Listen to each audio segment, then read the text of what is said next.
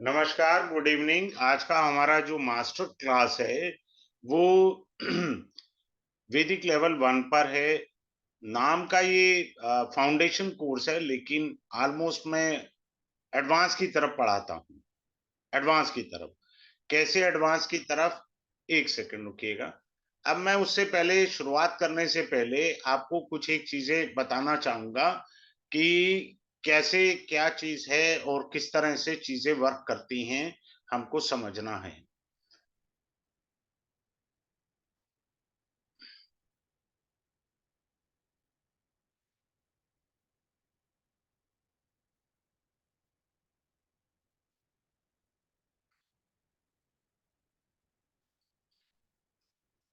काफ़ी लोग आ रहे हैं अभी, तो मैं दोबारा से स्टार्ट कर देता हूँ।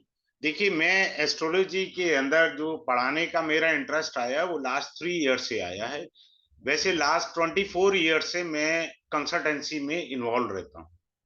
मेरा पहला उद्देश्य कंसल्टेंसी है, फिर उसके बाद मैं पढ़ाने में आया हूँ और अपने इस पढ़ाने के अंदर मेरा उद्देश्य ये है कि आप रियल एस्ट्रोलॉजी पढ़ें, क्लासिकल एस्ट्रोलॉजी पढ़ें।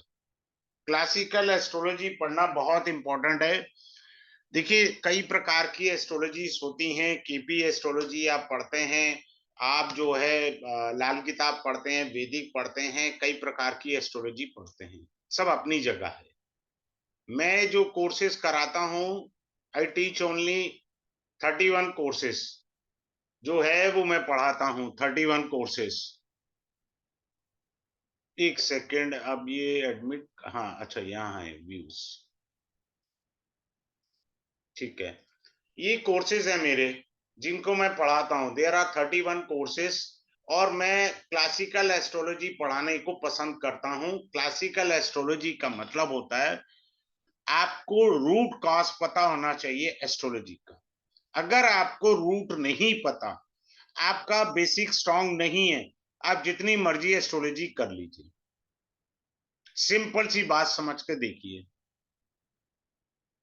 क्लियर है? जब तक आप इन चीज़ों को समझेंगे नहीं, आपको कोई फ़ायदा नहीं होगा। आप हमेशा कन्फ्यूज़ रहेंगे एस्ट्रोलॉजी में। मैंने ये पाया है। मेरी क्लास में कई लोग जो 5 साल, 10 साल एस्ट्रोलॉजी की प्रैक्टिस कर रहे थे, लेकिन जब उन्होंने ये फाउंडेशन कोर्स किया, जैसे नाम का तो फाउंडेशन है, लेकिन मैं जो है इन लोगों को थोड़ा-सा एडवांस लेवल समझाता हूँ कि गलतियाँ कहाँ होती हैं, उन गलतियों को कहाँ हम ठीक कर सकते हैं। जब तक हम इन चीज़ों को नहीं समझेंगे, हम गलतियाँ करते रहेंगे। ये मैं बड़ी सुंदर सी बात आपको बता रहा हूँ। अच्छा, क्या होता है कि एक एस्ट्रोलॉजी होती है कि लगन में बुध बैठा है, सेकंड हाउस में बुध बैठा है, थर्ड हाउस में बुध बैठा है। ये जो कॉन्सेप्ट है ना, बेसिकली ये लाल किताब की कॉन्सेप्ट है। वहाँ एक चीज़ फिक्स है, लगन में बुध बैठा है तो ये मीनिंग है, सेकंड हाउस में बैठा है तो ये मीनिंग है। वैदिक में ऐसा नहीं है। वैदिक में ऐसा मीनिंग है, ये किन भावों का स्वामी है? क्या बुध लग्नेश का मित्र है, शत्रु है? अब लाल किताब सिंपल सा वो उनका देखिए, हर विद्या अपने आप में उत्तम कोटि की विद्या है। मैं ये नहीं कह रहा हूँ।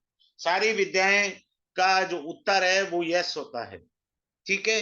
लेकिन हम अलग तरीके से उसको समझेंगे। जब तक हम समझेंगे नहीं, उसकी डीप रूट कॉज़ को नहीं समझेंगे, हम गलतियाँ करते रहेंगे। मैं बता रहा हूँ, अभी आपको मैं काफ़ी चीज़ें समझाने का प्रयास करूँगा।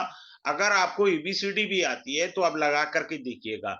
दूसरा क्या है, इस कोर्स के अंदर आपको पीडीएफ बुकलेट मिलेगा 124 पेजेज़ का ऑलमोस्ट।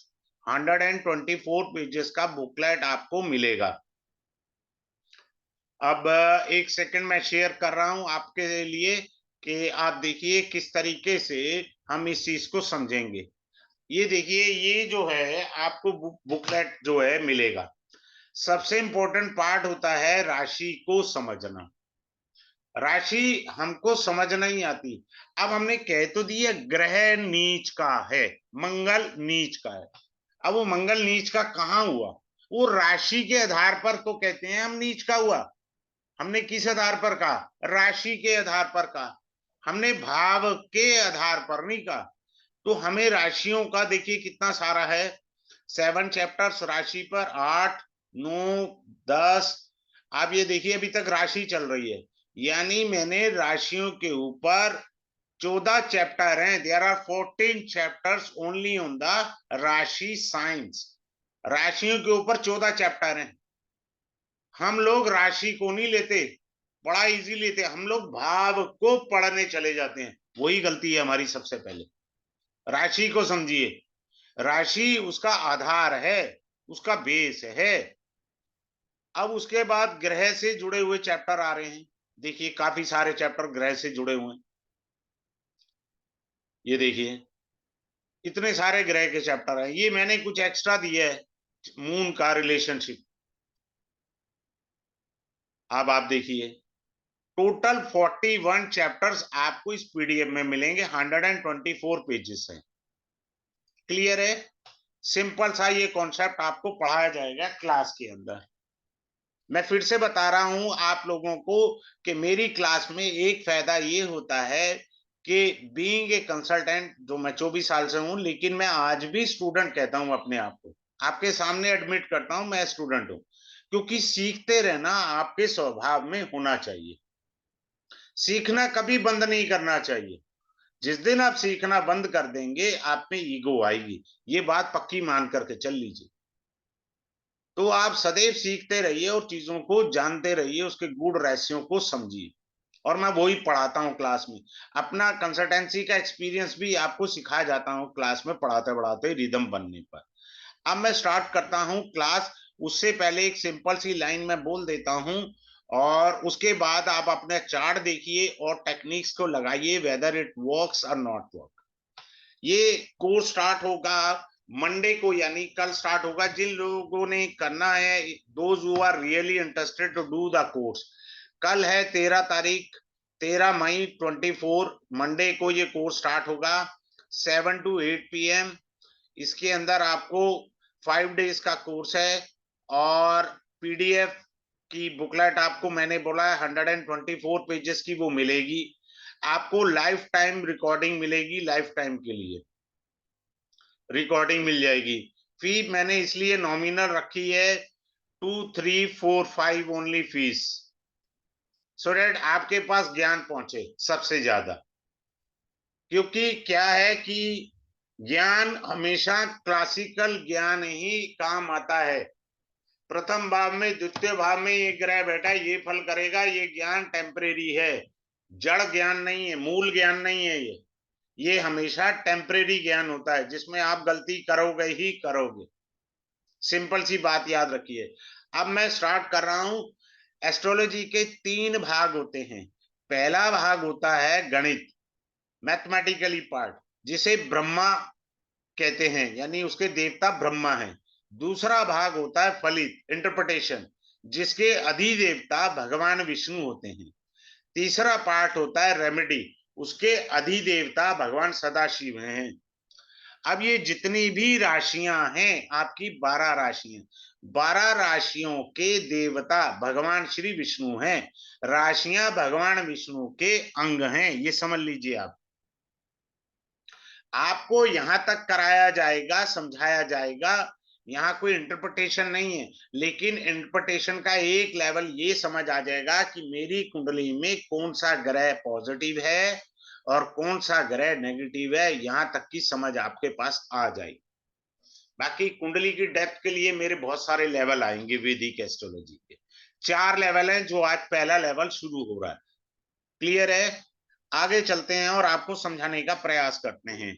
देखिए क्या होता है कि हमारी जो राशियां होती हैं बहुत इंपॉर्टेंट रोल अदा करती हैं। राशि पे मैं फोकस करता हूं बार बार। चर राशि जैसे 1, 4, 7, 10, चर राशि का मतलब होता है मूवेबल साइंस, मूवमेंट। इनमें कोई भी आपकी कुंडली में ग्रह बैठा है तो आपको चेंजेस के लिए प्रेरित करता है, भाव कोई भी हो। राशि समझे आप? मूवेबल साइन में कोई भी ग्रह होता है तो वो अपनी मूवमेंट समझाता है। मूवमेंट का अर्थ ये नहीं है भाग जाना। मूवमेंट का अर्थ होता है to start something new, to achieve new things, to change in the life, basically the meaning of movable sign.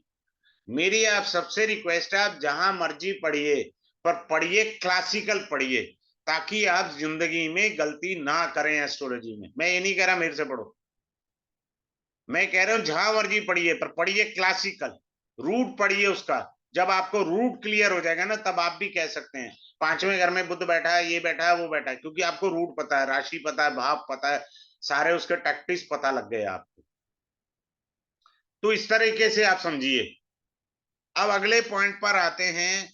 2, 6, 10, 11 ये स्थिर राशियां हैं।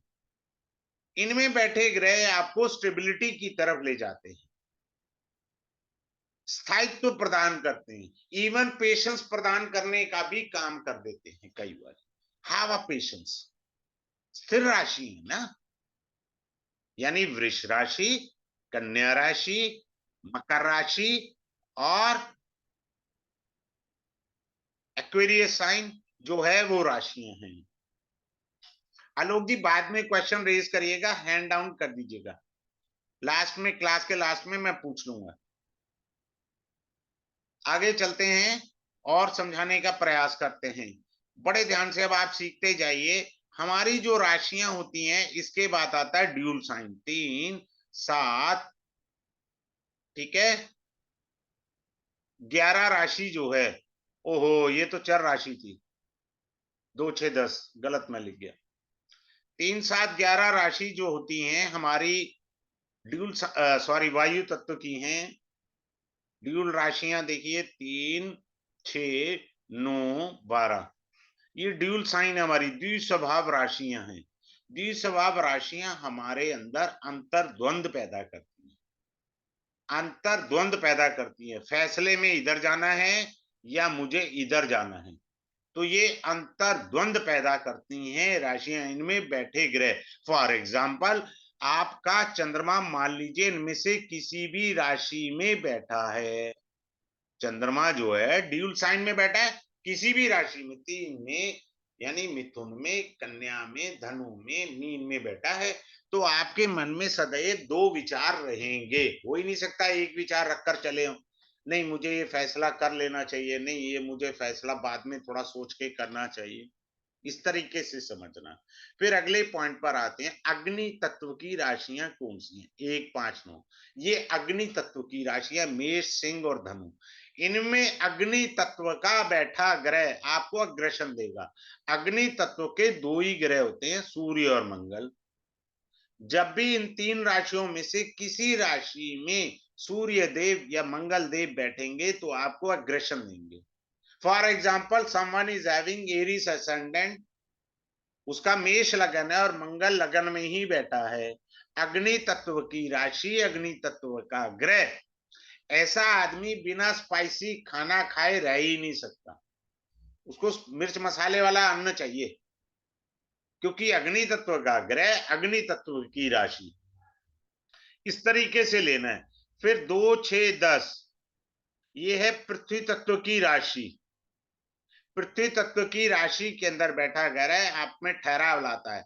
पृथ्वी तत्व की राशि का दूसरा अर्थ होता है अर्थ की राशि, यानी मेरे को पैसा कैसे कमाना है। आपका 2, 6, 10 यानी वृष राशि, कन्या राशि और मकर राशि में कोई ग्रह बैठा है, तो आपके मन में सदैव विचार रहेगा कि मुझे किस प्रकार से अपना धन कमाना चाहिए। अभी देखिए, वैसे ही इस क्लास का विषय नहीं है, ट्रांजिट में जुपिटर जो है वो वृष राशि में आया है, तो जुपिटर का अर्थ है नाड़ी, जब मैं पढ़ाता हूं इसे जीव कारका, जीव कारक है, तो आज जीव के अंदर धन कमाने की एक स्टेबिलिटी की ओर उसका ध्यान चला गया कि मुझे एक धन कमाना है, एक स्टेबिलिटी लानी है लाइफ में, तो इस प्रकार से मीनिंग आएंगे। उसके बाद आता है वायु तत्व की राशियां। वायु तत्व की राशि के अंदर ग्रह जब भी बैठते हैं वो हमारी इच्छाओं की पूर्ति के लिए प्रेरित करते हैं। वायु तत्व की राशियों में बैठे ग्रह क्या करेंगे, हमारी इच्छाओं की पूर्ति कैसे होगी, यानी हमारी कामनाएं कैसे पूरी होंगी, ठीक है। अब इसके बाद आते हैं 4, 8, 12 राशियां। ये है जल तत्व की राशि, हमारे इमोशंस को बताती हैं, हमारी भावनात्मक संबंध को बताती हैं, हम कितना इमोशनली अटैच हैं, whether we are emotionally attach with the family और इन द बिजनेस और in the job, it explain the emotions. बात क्लियर है? राशियों के बहुत सारे पॉइंट्स आएंगे, मेरे को पढ़ाना है शीर्षोदय राशियां, पृष्ठोदय राशियां, उभयदो राशियां, धातु राशियां, मूल राशियां, जीव राशियां, ये सारी राशियां पढ़ेंगे, मैं समझाऊंगा इनके मीनिंग। कलात्मक राशियां, सेमी टेक्निकल राशियां, टेक्निकल राशियां, इन चीजों को समझना है हमें। राशियों से भी टेक्निकल सेमी टेक्निकल होती हैं, उनमें ग्रह बैठे हैं। अगर कोई टेक्निकल राशि है, उसमें टेक्निकल ग्रह बैठा है, तो बाय नेचर आपको टेक्निक से जुड़ने का बचपन से रुझान रहेगा, हो ही नहीं सकता ऐसा ना हो, क्योंकि वो है। फिर आता है वात पित्त कफ की राशियां। वात की राशियां, पित्त की राशियां, जैसे अगर 1, 5, 9, ये कौन सी राशियां हैं? वात वाली। वात को इंग्लिश में बोलेंगे हम एसिडिटी, एसिडिटी की राशियां। अब इसमें अग्नि तत्व का ग्रह सूर्य या मंगल बैठ जाए, आपको एसिडिटी आ जाएगी, आ जाएगा ये रोग, एसिडिटी का रोग आ जाएगा, क्योंकि राशि कौन सी है? वात वाली राशि है। तो वात राशि में जब कोई अग्नि तत्व का ग्रह बैठा होगा, तो वो आपको एसिडिटी का रोग दे जाएगा। इसी तरह से हम आगे चलेंगे, राशियों की दिशाएं भी होती हैं। कैसे दिशाएं होती हैं? 1, 5, 9 राशि की दिशा ईस्ट डायरेक्शन होती है। 2, 6, 10 राशि की दिशा साउथ होती है। 3, 7, 11 राशि की दिशा वेस्ट होती है। 4, 8, 12 राशि की दिशा आपकी नॉर्थ होती है। राशियों की दिशाएं होती हैं, वो अपनी दिशा में अगर कोई राशि है तो आपको सपोर्ट करेगी, ये याद रखना। कोई भी राशि अपनी दिशा में है तो वो आपको सपोर्ट करेगी। आगे चलते हैं। अब और छोटी छोटी सी चीजें बताते हैं। मान लीजिए केंद्र खाली है, कोई ग्रह नहीं बैठा है, बाकी जगह ग्रह बैठे हैं। देखिए ये फॉर्मूला तब लगेगा, मैं पूरा व्याख्यान क्लास में देता हूं, यहां आपको समझा देता हूं कि आदमी में लैक ऑफ कॉन्फिडेंस दे देगा। केंद्र खाली है, lack of confidence. But if there are best of the best rajyog exist in the chart, then वो जो लैक ऑफ कॉन्फिडेंस है वो समय की धारा से खत्म हो जाएगा। अदरवाइज अगर लगन में, चतुर्भाव में, सप्तम भाव में, दशम भाव में कोई ग्रह नहीं बैठा, it shows a lack of confidence. Simple सी बात समझ लीजिए। अब हर भाव की अपनी विशेषता होती है, हमें पूरे 12 भाव पढ़ने हैं आज के परिवेश में। आप क्लासिकल बुक पढ़ेंगे उनमें तो वही लिखा हुआ है जो एक स्टैंडर्ड फॉर्मेट। अब जैसे लगन का मतलब होता है आई मी माई सेल्फ, एक सिंपल। सेकंड हाउस का मतलब होता है सेविंग है, फैमिली है, ठीक है। मैं जैसे अब थर्ड हाउस को कह देता हूं, थर्ड हाउस क्या है? हमारे सिबलिंग है, जो स्टैंडर्ड फॉर्मेट है। थर्ड हाउस जूम है, आप जूम पर हैं। थर्ड हाउस आपकी हॉबीज को भी बताता है। थर्ड हाउस आपकी जो है एक्टिविटीज को बताता है। थर्ड हाउस आपका ट्रांसफर को बताता है। थर्ड हाउस शिफ्टिंग को भी बताता है, हाउस शिफ्टिंग, बहुत मीनिंग है। थर्ड हाउस आपकी फ्री विल को बताता है। आपको आज के मॉडर्निटी सिस्टम के अंदर न भाव के कारक तत्व पता होने चाहिए, ये भाव आज के परिवेश में क्या समझाना चाहते हैं हमें। अगर हम नहीं समझेंगे तो गलती कर बैठेंगे। अब इसके बाद आपको भाव बोधक कुंडली पढ़ाई जाएगी। भाव बोधक कुंडली का मतलब है आई मीन्स लगना, पंचम भाव मेरी संतान है, मैं हो गया, मेरी संतान होगी, ये क्या है? मेरे पिता हुए। नाइन्थ हाउस क्या हुआ? आपके फादर हुए। इसे भाव बोधक कुंडली कहते हैं। क्या कहते हैं? भाव बोधक। अब मेरी संतान की भी संतान है, तो मेरी संतान की भी संतान हुई, तो मेरा क्या हुआ? या तो पोता हुआ या नाती हुआ। तो हमें भाव बोधक कुंडली से रिलेशनशिप भी देखने और समझने हैं कि कौन सा भाव किन संबंधों को बताता है। फिर आता है कौन से भाव स्ट्रांग हैं। जिस भाव में उच्च का ग्रह बैठा है या अपनी मूल त्रिकोण राशि का बैठा है या स्वराशि का ग्रह बैठा है तो वो भाव मजबूत है। बात समझ लीजिए, सिंपल सा। फिर से रिपीट कर रहा हूं, जो ग्रह अपनी उच्च राशि, मूल त्रिकोण राशि, स्वराशि में बैठा है तो भाव मजबूत है। जिस अब ये हो गया, भाव मजबूत है, या उसको शुभ ग्रह देख रहे हैं तब भी भाव मजबूत होता है। शुभ ग्रह दो ही होते हैं, बृहस्पति और शुक्र। बाकी जबरदस्ती के दो होते हैं, बुध और चंद्रमा। इन्हें मैं जबरदस्ती के कहता हूं। क्लियर है। जिस भाव को योग कारक ग्रह देख ले वो भाव भी मजबूत होता है। योग कारक ग्रह देख ले तब भी भाव मजबूत हो जाएगा। फिर उसके बाद आते हैं निर्बल भाव क्या होता है। आइए निर्बल भाव पर चलते हैं। कमजोर भाव, वीक हाउस क्या होता है। वीक हाउस का मतलब होता है जिस भाव में कोई ग्रह ना बैठा हो। अब इसमें कोई ग्रह नहीं बैठा, इसमें कोई ग्रह नहीं बैठा, इसमें कोई ग्रह नहीं, ये भाव निर्बल हो गए, कमजोर है ये भाव।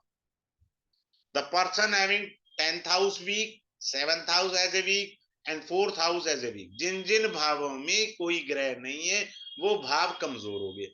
अब इनकी क्षतिपूर्ति कैसे हो, भाव तो कमजोर हो गए।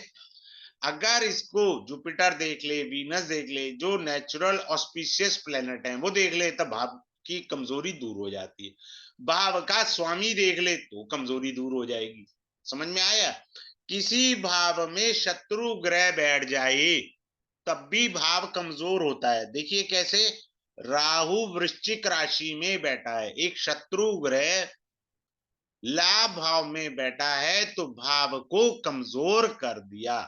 जब भी किसी भाव में नीच का ग्रह बैठा हो, कुछ लोग राहु को नीच का भी मानते हैं वृश्चिक राशि में, तो जब भी किसी राशि में कोई ग्रह नीच का होगा तब वो भाव कमजोर हो जाता है। ऐसे पढ़ना है हमें आराम से, कोई जल्दबाजी नहीं। मैं अपनी क्लास में किसी को म्यूट नहीं करता, मेरे को कोई भी बीच में टोक सकता है, समझ सकता है। मैं आराम से उंगली पकड़ के सिखाता हूं, ये मेरा प्रिंसिपल है, ताकि आप सीखने आए हो। अगर आपकी भावना है, अब जैसे मेरी क्लास के अंदर मैं हमेशा नाम लेता हूं एपी कुमार का, he is an software engineer, Bangalore से हैं, मेरे से ज्यादा फीस लेते हैं कंसल्टेंसी में। उन्होंने मेरे कई कोर्स रिवाइज किए क्योंकि मैं सेम नहीं पढ़ा पाता हूँ। जब मेरा रिदम बन जाता है, चूंकि मैं कंसल्टेंट हूं, मैं तो कहीं से भी पॉइंट उठा के चल देता हूँ, अपने को कोई फर्क तो पड़ता नहीं है। ठीक है, तो हमेशा चीजों को समझना चाहिए। अब ग्रह उच्च के भी होते हैं, नीच के भी होते हैं। क्लियर है। अब मैं जैसे समझाता हूं, कोई ग्रह नीच का हो, मानकर चलिए मंगल यहां नीच का हुआ, राशि कौन सी थी, राशि के आधार पर कहा है हमने मंगल नीच का। अब राशि का स्वामी कौन है, वो है चंद्रमा। राशि का स्वामी कौन है, चंद्रमा। चंद्रमा साथ बैठ जाए अब ये नीच भंग होकर के लक्ष्मी राजयोग बन गया। या चंद्रमा लगन में बैठ के अपने मकान को देख ले तब भी जो है नीच भंग हो गया, ग्रह नीच का नहीं रह पाता। बात क्लियर हो गया, सिंपल सा है। हम ये भी पढ़ेंगे अच्छे से बारीकियों से ग्रहों के बारे में। आगे चलते हैं। वक्री ग्रह, मार्गी ग्रह और अस्त ग्रह। अस्त ग्रह की वैसे इस कोर्स का हिस्सा नहीं है, मैं यही डेमो में भी बता रहा हूं, क्लास में भी यही बताऊंगा। अस्त ग्रह आपके मान सम्मान में कमी करते हैं। जब भी उनकी दशा अंतरदशा आएगी आपके मान सम्मान में कमी ला देंगे। फिर आता है वक्री ग्रह। वक्री ग्रह का अर्थ होता है डबल एफर्ट्स। डबल एफर्ट्स का मतलब होता है आपको 2 शिफ्ट की नौकरी करनी है, 1 शिफ्ट की सैलरी मिलेगी। वक्री ग्रह का ये भी अर्थ होता है पूर्व जन्म के पेंडिंग कर्म, आपको इस जन्म में उस ग्रह से संबंधित कार्यों को पूर्ण करना है, पूर्व जन्म के कर्मों का समापन करना है। फॉर एग्जाम्पल कैसे करना है, अब आप कहोगे जी पूर्व जन्म के कैसे मुझे आए। जैसे मान लीजिए मैं पिछले जन्म में 12वीं पास करना चाह रहा था, तो प्री बोर्ड हुआ, मैंने प्री बोर्ड में मेहनत करी, पास हो गया अच्छे नंबरों से। अब मैं और मेहनत करूंगा सो डेट मेरा 12वीं का मेन पेपर अच्छे हो जाए। लेकिन unfortunately I died in the previous birth. अब मैंने दोबारा जन्म लिया, दोबारा जन्म लिया, तो मुझे फिर से प्री बोर्ड पास करना पड़ेगा ना भाई, फिर से मुझे मेन देना है। प्री बोर्ड मैंने दोबारा दिया ना। तो वक्री ग्रह का अर्थ होता है डबल मेहनत करना। हमारे पूर्व जन्मों के अधूरे छूटे हुए कर्मों को इस जन्म में हमें करना है। आगे चलते हैं। किस स्थान पे कौन सा ग्रह बली होता है वो भी समझना है हमें। कैसे? जैसे ये देखिए किन स्थानों पर ग्रह बली होते हैं, वो भी समझिए आप। अब आप देखिए आराम से। लगन में जुपिटर बली माना गया है।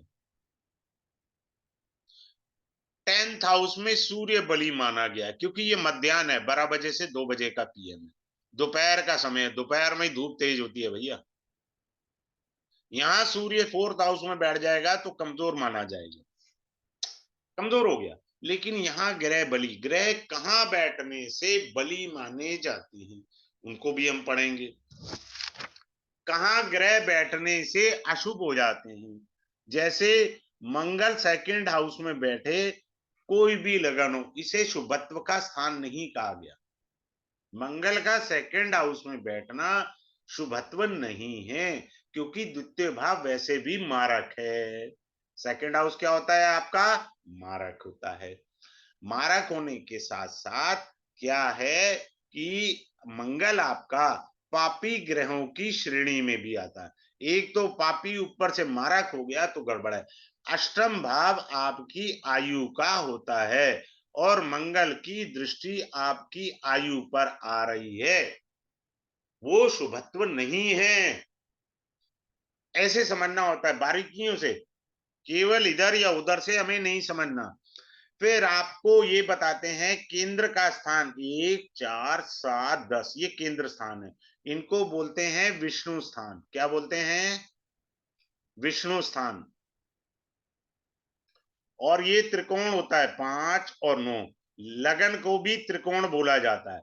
1 5 9 ये त्रिकोण होते हैं। त्रिकोण को लक्ष्मी स्थान बोला जाता है। जब भी कुंडली में लक्ष्मी और विष्णु का मिलन होता है, उनको बोलते हैं राजयोग।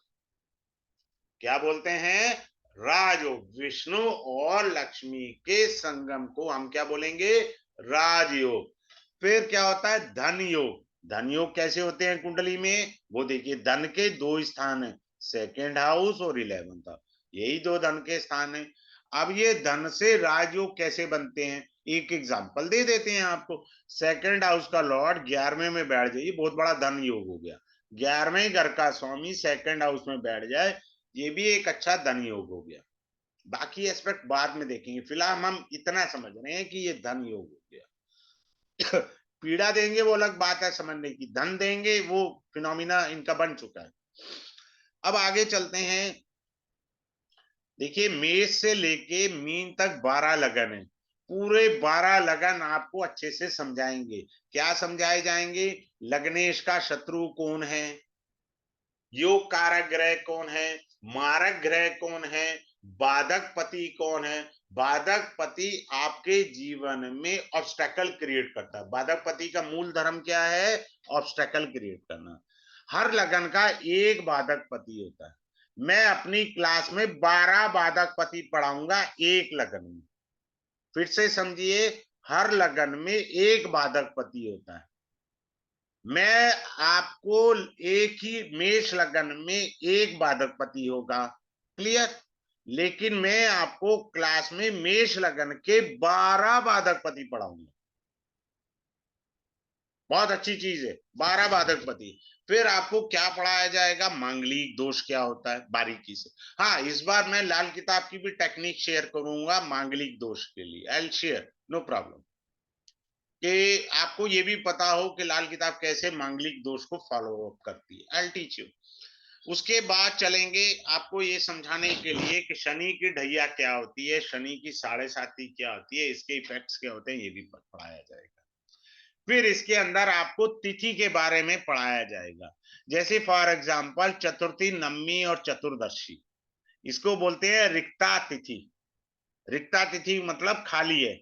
भगवान श्री राम चित्र मासे शुक्ल पक्षे नवमी तिथि, नवमी तिथि को पैदा हुए थे, रिक्ता तिथि को। राम जी का जीवन देख लो। अगर आप कलयुग में रिक्ता तिथि में पैदा हुए हैं, बस तिथि ही बता रही है कि आपका जीवन संघर्ष में रहेगा। पर रिक्ता तिथि के बहुत सारे लाभ हैं। ऐसा नहीं है कि नेगेटिव ही नेगेटिव देखना है। हमेशा कुंडली जब भी पढ़े पहले पॉजिटिव एस्पेक्ट पढ़िए। मैंने अपनी रिसर्च में पाया है जो टीचर या जो कंसल्टेंट नेगेटिव थॉट पर ध्यान देते हैं उनके पास कुंडली भी नेगेटिव आती है, लोग भी नेगेटिव आएंगे। ये याद रखना, सिंपल है, क्योंकि आपने अपनी ओरा नेगेटिव क्रिएट करनी। हमेशा पॉजिटिविटी पर पहले ध्यान दीजिए, नेगेटिविटी पे बाद में ध्यान दीजिए। फिर आप चलेंगे, आपको भवाद भावम सिद्धांत बताएंगे, ठीक है। भवाद भावम सिद्धांत बता देंगे। केंद्राधिपति दोषम, केंद्राधिपति दोष क्या होता है वो भी आपको सिखाया जाएगा। सिंपल से ये चार ही लग्नों में केंद्राधिपति दोष होता है, मिथुन लगन, कन्या लगन, धनु लगन, मीन लगन। क्लियर है? तो इस प्रकार से हमको समझना है कुंडली के अंदर। फिर आपको पढ़ाया जाएगा पंच महापुरुष राजयोग। मंगल से रुचक होता है, बुध से भद्र होता है, गुरु से हंस राजयोग होता है, फिर होता है शुक्र से मालव्य योग होता है, शनि महाराज से शश राजयोग होता है। ये पंच महापुरुष राजयोग। केंद्र और त्रिकोण से बनने वाले राजयोग वो भी पढ़ाए जाएंगे। आपके सेकंड हाउस और 11th हाउस जो धन स्थान है उनसे बनने वाले राजयोग भी आपको पढ़ाए जाएंगे आराम से कुंडली के अंदर। अगर कुछ भी चीजें होती हैं, आपको डाउट्स होते हैं, आप आराम से मेरे से इंटरेक्ट कर सकते हैं, चीजों को समझ सकते हैं, लेकिन पढ़ेंगे आप क्लासिकल टच में। यानी मुझे कहना नहीं चाहिए, फिर भी मैं कह रहा हूं 24 कैरेट वाली एस्ट्रोलॉजी पढ़ाने का प्रयास करूंगा। मैं खुद से कहता हूं कि मैं एक स्टूडेंट हूं, मैं ये नहीं कह रहा कि मेरे को बहुत आता है। हाँ, मेरी क्लास में एक बेनिफिट मिल जाता है कि आप जो है आगे बढ़ें और जीवन में तरक्की करें। बात समझ रहे हैं? अब एक चीज बताता हूं छोटी सी। अब बहुत से लोग रेमेडी रेमेडी रोते हैं, क्लास के अंदर मैं सिखा दूंगा। यहां बता रहा हूं मूल राशि। मूल राशि में जब भी आप अपना करियाना खरीदेंगे, it increase your buying capacity. Buying capacity by nature है भैया, बाय नेचर है ना। हमको क्या करना है क्या नहीं करना, बाय नेचर है। चलिए अब मैं फिर से बता देता हूं सबको बारीकी से। 13 मई को ये क्लास स्टार्ट होगी, 24 मंडे को 7 to 8 PM पर क्लास होगी। इसके अंदर क्या है कि आपको 5 days का ये क्लास रहेगा और इसका पीडीएफ बुक मिलेगी आपको, पीडीएफ 124 पेजेस का बुक आपको मिलेगा। लाइफ टाइम रिकॉर्डिंग मिलेगी, लाइफ टाइम रिकॉर्डिंग आपके पास आ जाएगी। Those who are interested e certificate they can also get the e certificate, ठीक है। और ये सारी चीजें, फीस का 2, 3, 4, 5 है, मैंने नॉमिनल रखा है। अब किसी की कोई क्वेरी है तो मेरे से अनम्यूट करके पूछ सकते हैं। Yes mister Alok ji, you have a query, you raise the hand, unmute yourself, you can ask me. नहीं, वो आपने बोला था एक्चुअली स्थिर राशियों के बारे में, 2, 6, 10, 11, 2, 6, 8, 11। हाँ वो हम कह रहे थे हाँ, 2, कोई बात 5, नहीं 8, सर, आप 11। क्लास में आएंगे आपको बारीकी से सारी चीज पता लग जाएगी। ये तो है जी जी। कि सिंपल एक वे है, मुझे बताना है सबको, आपको जो भी है। Is there anyone who's having any kind of an query regarding this master class? हाँ जी, भावना शर्मा जी बोलिए, आपसे हम्बल रिक्वेस्ट है, कैमरा ऑन कर लीजिए। It's a very humble request to you. Ask the question, no problem from my side. हाँ जी, Bhavna Sharma ji, unmute yourself. Bhavna Sharma ji, unmute yourself.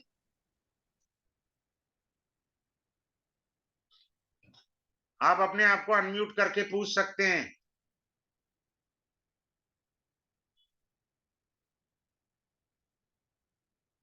चलिए ठीक है, उनका कोई टेक्निकल इशू होगा। Thanks a lot to all of you for joining this webinar. Have a good day. Thanks a lot once again to all of you.